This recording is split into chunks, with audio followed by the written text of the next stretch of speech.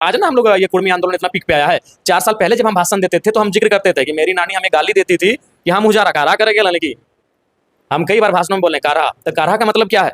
आज भी कुर्मी बुजुर्ग लोग जिंदा है, पूछिए कारा का मतलब है कि आज से सैकड़ों साल पहले उन मैंने उन जंगलों में उन ऐसे जगहों में जहाँ जंगल झाड़ी हो उसको काढ़ा के माध्यम से, अभी बैल उस समय नहीं था, काढ़ा के माध्यम से उसको काढ़ा यानी उसको काटते थे उस मिट्टी को, और काढ़ा के माध्यम से उसको साइड करके खेत बना के आते थे, समतल बनाते थे। तो बताइए व्यवस्था भी नई है, आज हम सीखे इस व्यवस्था को।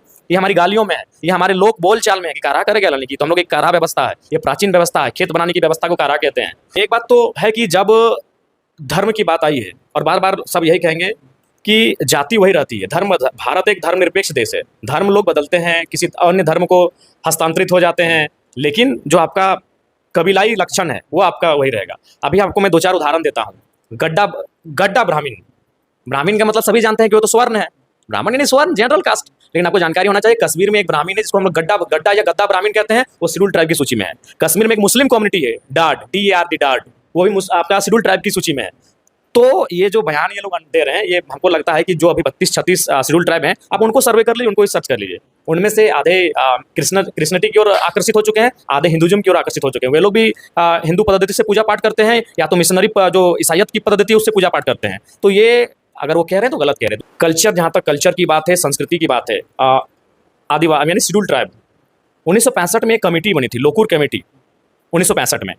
उसमें शेड्यूल ट्राइब होने के लिए कुछ मानदंड तय किए गए थे, 5 मानदंड थे। पहला मानदंड था प्रिमिटिव ट्रेड्स, आदिम लक्षण।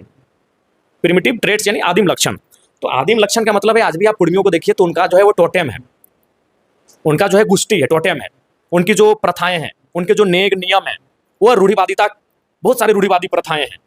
जैसे आप अभी हम उदाहरण आपको दे रहे हैं, एक भक्तापुरम में जो ये कांटा लेते हैं ना, अंग्रेजों के टाइम इसे बंद किया जा रहा था कि इसको हम लोग रूढ़ी, कि भाई लोकतांत्रिक देश में आप अपना खून निकाल रहे हैं, अपने आप को खंजर भर रहे हैं, ये आपका प्रथा है, ठीक है, लेकिन अगर कानूनी दृष्टिकोण से देखा जाए तो अंग्रेजों ने कहा आप गलत कर रहे हैं, तो चूंकि मेरी रूढ़ी था। तो कुड़ियों में आज अगर आप वास्तु में कुड़ियों का अध्ययन करें तो रूढ़िवादिता है, उनके जो नेक नियम हैं, जो परंपराएं हैं, जो टोटेम हैं, उनकी जो व्यवस्थाएं हैं,